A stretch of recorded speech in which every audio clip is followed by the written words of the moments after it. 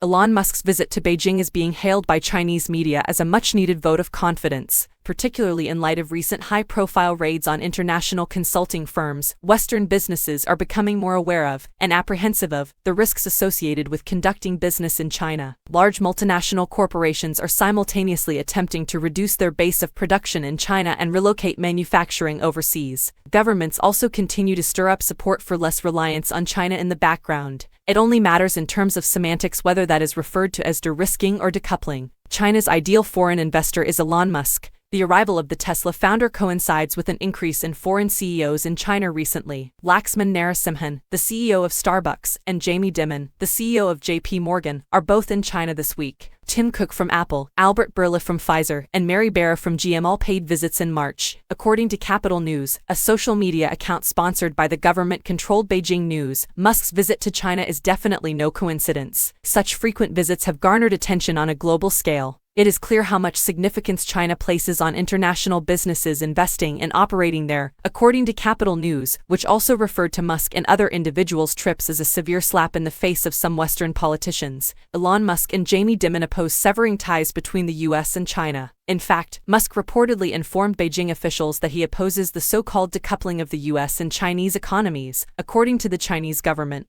After the COVID epidemic in particular, the term has been used by Western nations to reduce their reliance on China for their production and supply networks. Musk, though, is alleged to have called the US and Chinese economies conjoined twins. It's not as if Musk can't tell a government exactly what it wants to hear if it will help him. Over the years, he has increased Tesla production and distribution in China while simultaneously making statements in favor of important Chinese government goals. This includes his recommendation that Beijing be granted some control over Taiwan, which has long operated independently and had elections despite Beijing's claim to the region. Even while they strive to be risk-averse, other executives are similarly drawn to the enormous Chinese market. Today, during a conference hosted by JP Morgan in Shanghai, Dimon urged real engagement between Washington and Beijing. In addition, he stated that he preferred de-risking to decoupling.